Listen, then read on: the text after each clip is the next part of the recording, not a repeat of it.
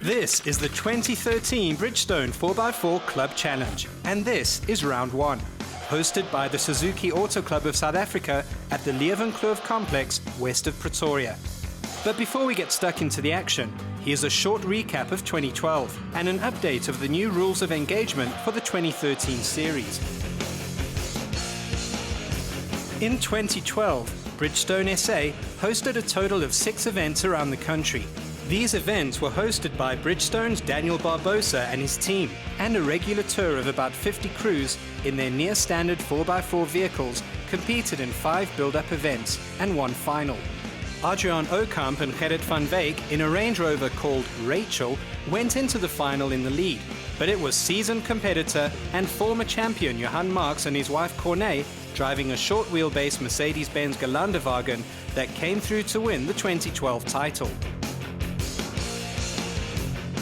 Now Bridgestone has thrown the old rulebook out the window and come up with an exciting new format. Here's how it works. Bridgestone now calls the competition the 4x4 Club Challenge. So all the main 4x4 clubs in SA each hosts a round of the competition in partnership with Bridgestone. All the rounds feature the same scoring system, and in each event, the top 3 teams automatically qualify for the final event in November. So this year, there are a total of 10 qualifying rounds, each hosted by a different 4x4 club for its members. And the new competition is capped by a grand finale, organised and hosted by Bridgestone, where the top 30 crews of all the clubs will have one shot of winning big. But enough of the gory details, let's get the 2013 season underway. The Suzuki Auto Club of South Africa broke the ice for the 2013 season at the Leeuwenkloof complex near Hartbeespoort Dam. On the menu were 9 obstacles, ranging from testing brain teasers to some very tough 4x4 challenges. The 30 teams pitched up in a variety of hardware, from an original 1000cc SJ to new Grand Vitaras, and of course a plethora of Jimnys. Or is that true? Or is it a herd? Or is it a pack? Or whatever. There were lots of Jimnys, ranging from stock standard ones to highly modified machines with more lockers and tricks than Pollsmoor Prison.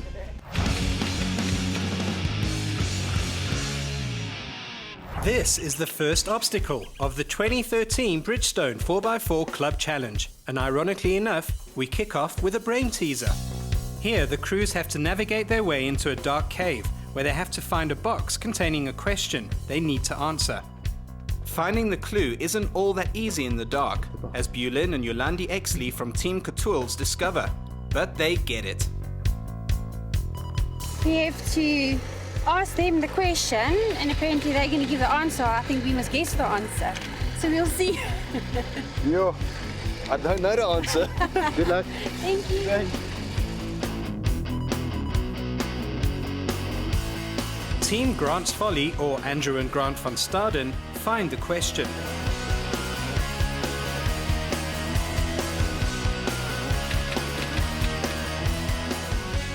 Answer the What's the question? Where was the very first Bridgestone Club Challenge ever held? Yeah. Could that be A. Leeuwenkloof, B. Leeuwenkloof, or C. Leeuwenkloof? Ha! It seems the Van Stadens have their wits about them so early in the morning, and they give the marshals the correct answer and score a bonus point.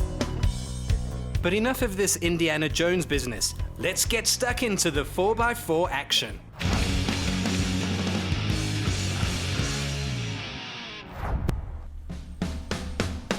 Here we go, this looks promising. And it's Team Katools again. They've already had a go at the obstacle in their original SJ with its open differentials without any luck. And dearie me, it looks like they've had a slight disagreement in the process. What went down here? No, I couldn't get traction at all. I think with last night's rain, there's no traction at all. Okay. Yeah, I just keep slipping. This is Gerard Snyman and Lucas Janse van Rensburg, or Team Basic Elements. Thank goodness they're not called Basic Instincts. They sure are thorough in their preparation though, testing the ground, building some road, and generally taking in the aura of the place. And finally they're ready, and off they go.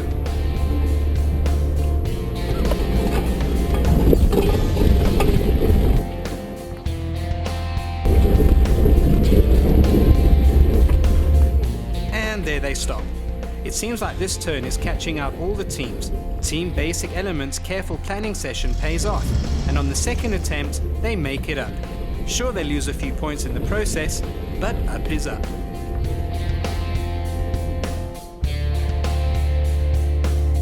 Raymond Martin and Stefan Geesel are clearly not taking this competition seriously at all.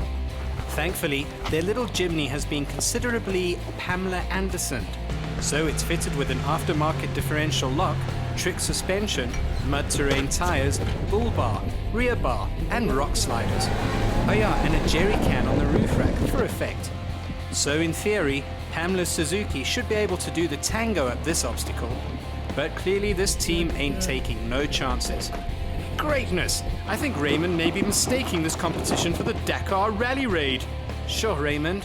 What about your poor Pamela Jimny? Nee, ek meen nou kan ons bietjie stadiger gaan. Ag, they made for wheeling. It's got a lot of power. On that speedy note, let's move on to something a bit less speedy and a lot more bouncy.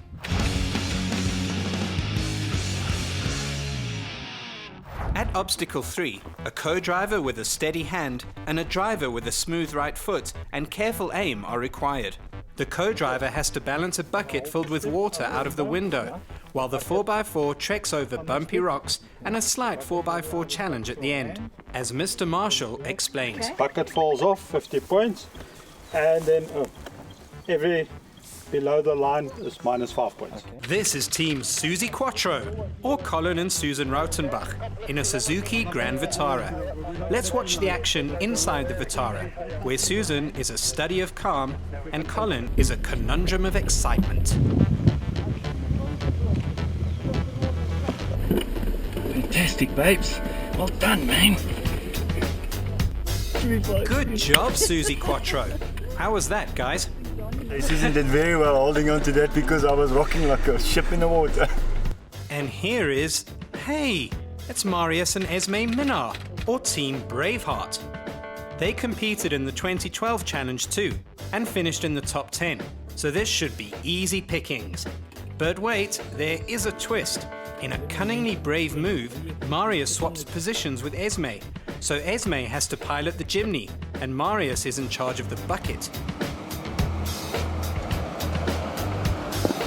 They start off well enough, but then, oh no, the bucket has jumped off the stick in sheer panic. Crikey, that's not a great start for the experienced Braveheart team.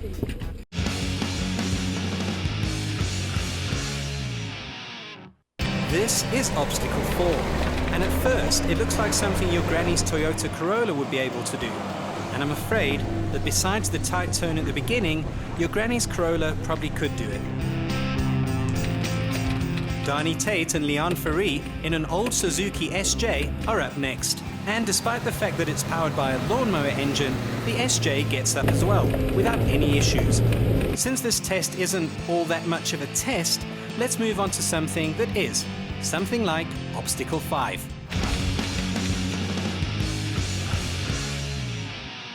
This is a very steep and very slippery downhill test, where the competitors have to aim between the white poles. This is a good radar kind of obstacle. Radar, in case you are wondering, is a phrase coined by Bridgestone's Daniel Barbosa that refers to the person in the passenger or back seat that always goes "Ray here" and "Radar," like this co-driver for instance. Here's the SJ again, powered by air. But my greatness, with its super low gearing and the lawnmower engine doing the braking and keeping the speed down to 0.12 kilometers an hour, it looks like driver Dani Tate is about to whip out the Weber and tan a piece of cow on his way down.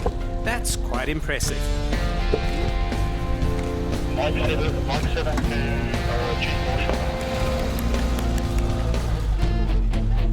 This is Conrad and Hermine Okam in their very standard Suzuki Jimny. The Jimny's gearing isn't quite as low as the SJ's, and Conrad has to keep his wits about him to keep the speed down. But the Jimny's wheel connects with a rock, which debeads the tire from the rim.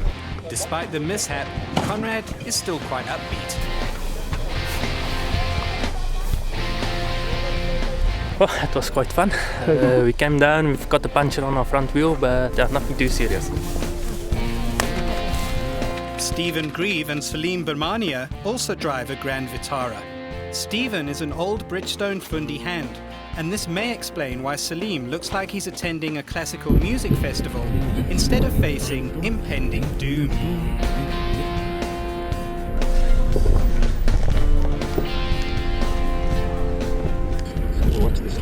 What's this? It looks like they're having some kind of discussion in the car while it's ambling over those slippery rocks. Well, I never. Anyway, on that note, let's skip along to obstacle 6.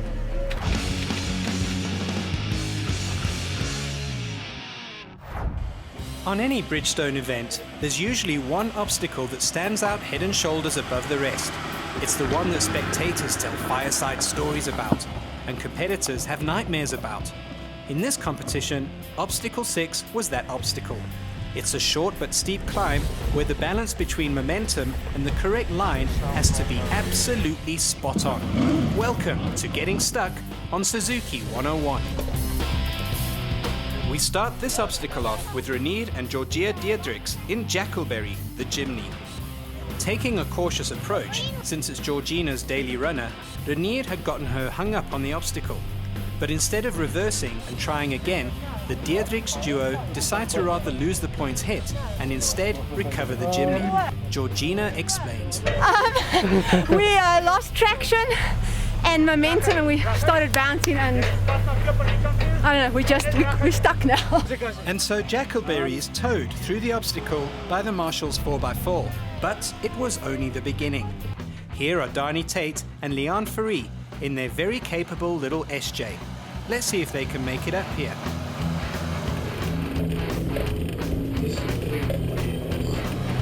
This once again demonstrates the importance of the nut that holds the steering wheel. The correct line and momentum are the main requirements here, and the little Jeep certainly has those two departments covered. 100 points, I think, as slow as necessary, as fast as possible, but challenging one. Here's another old SJ, and this one hails from Leeuwenkloof, Suzuki. Let's see if novice driver Walter Mahlangu and Jaco de Jager also get the combination of speed and line right. Walter goes for it, but oh dear, they just don't have enough momentum, and the Suzuki grinds to a halt. Okay, now it's on that recovery point, so yeah. Clearly intent to conquer this obstacle, Walter and Jaco take a flying start at it and almost launch the Suzuki into orbit. But they're up. Okay, go! Okay. 4-speed gearbox, and we still made it. We rock. This is the new Suzuki Grand Vitara of Jadranko and Gavrik Miodra. And in case you're wondering about those names, they are former Czechoslovakians who also like a bit of 4x4ing in a Suzuki. Anyway, their June version doesn't have traction control like the other Grand Vitaras, so this may be a hill too far. And yes indeed, without storming the rock and risking some expensive dents, the GV isn't going to get up here. Talking about expensive dents, here is Colin and Susan Rotenbach again, in their GV with traction control. Colin has obviously decided that this little pebble will not be the boss of his GV, so he attacks it at warp speed 2. He makes it up, but oh dear, he's got some explaining to do to Susan about her broken Susie. Rather him than me. And look, I hit that stone right in the middle. I knocked it quite hard. You can see the damage there, right in the middle. So, but I think it's better than not scoring the points. Flip Kotzer and Herman Stein finished second in the 2012 Bridgestone Fundi Challenge, beaten only by the Mercedes Gelandewagen of Johann and Corné Marx. So this crew certainly knows about obstacles. Let's see how they go about this tricky test. Well, that didn't look that difficult. Tricky as getting the right line, like always. But the performance of the day went to this stock standard Suzuki Jimny, piloted by journalist Nina Harms and assisted by Suzuki Auto SA's Kenneth van Sale and boyfriend Mark Minner. They lined up the Jimny for this test. Let it be known that this was like the first time ever that Nina has driven a 4x4 in low range, on a 4x4 track that is. Now we will remain quiet and watch as the drama unfolds.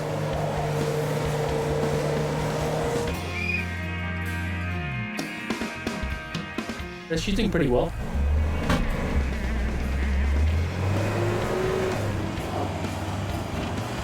So how would you do it then? To be quite honest, I think just miss that rock and don't hit the tree. Go back. Back. Do you think she'll make it up this time? I'm really not sure.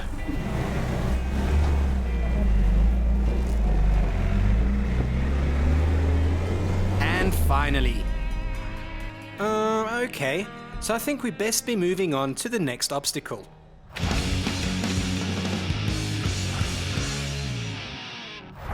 After the mayhem at the previous obstacle, Obstacle 7 seems like a stroll through Santon City. Here the 4x4s had to wind their way through the white poles up a climb, but it certainly wasn't a major challenge. And here are the Fun Stardens again in their Jimny, which is so new it still smells of paint. And the Jimny makes light work of it. This father and son team are clearly fast learners. And here is Zugzilla again. With all its locking parts and fancy suspension, the Jimny should hardly battle here.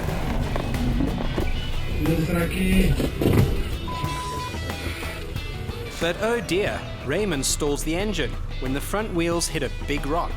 The Jimny crew get going again, but lose some points in the process.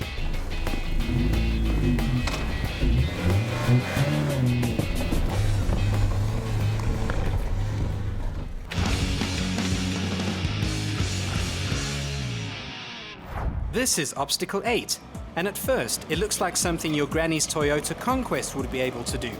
But the big rocks and ruts in the middle of the obstacle, surrounded by slippery smaller rocks, will probably kill Granny's Conquest. The correct line and sufficient momentum, demonstrated here by first Team Braveheart and then by excitably excited Team Suzy Quattro, should do the trick.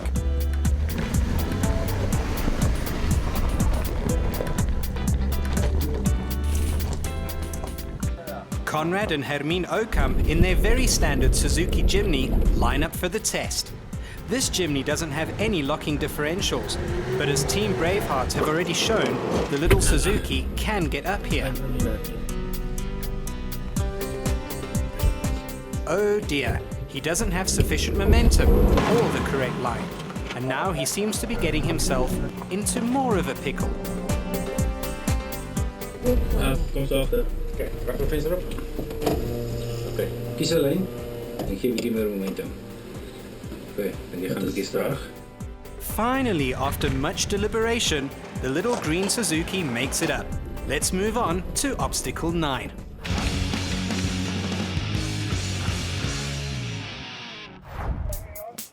This is the last obstacle of the day, and it's a bit of a sitting duck, or something like that. Here the driver has to wear an extremely stylish piece of leopard motif eyewear, rendering him or her unable to see. So the co-driver has to verbally guide the driver through the obstacle. As far as difficulty of obstacles go, this is pretty easy. First up are Maggie and Vic Bester in the little Jimny.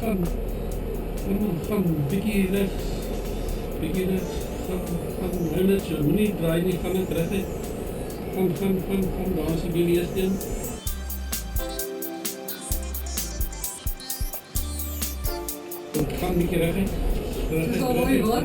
Ja, reguit, gaan.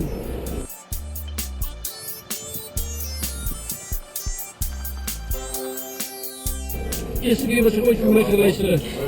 6 op. No, it's not that difficult. You just need a good co-driver. So on that, well, exciting note, it's time to head back to Leeuwenkloof's entertainment area, where the scores will be tallied and the winners announced. But before we get to the winners of the first round of the 2013 Bridgestone 4x4 Club Challenge, some more info on the prizes the winners will get this year. In every event, there are 4 main prizes up for grabs. The 3 podium finishers respectively get a 10,000 Rand gift voucher from Bridgestone, a set of Light Force spotlights from Opposite Lock, and a hand winch, also courtesy of Opposite Lock. On every event, an environmental prize worth R2,000 will also be awarded. The overall prizes in this year's competition are the real treat.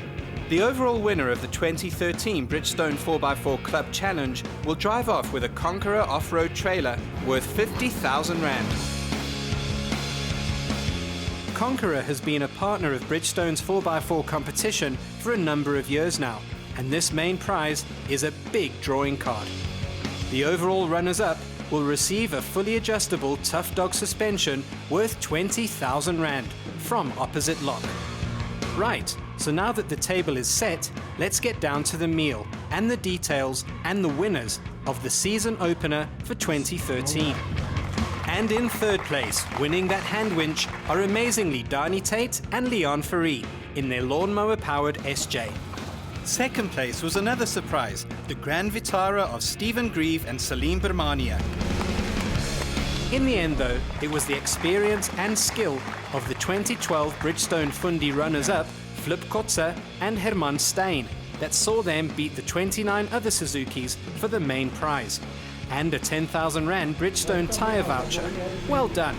That's flippin' awesome, lads. And lastly, the environmental award went to Brett Bailey and Natalie Shepherd. And that's the story for round one of the 2013 Bridgestone 4x4 Club Challenge. Next week, it's the turn of the Uber Mercedes Gelanderwagens to do battle, with a host of former champions in the game to win it. Till then.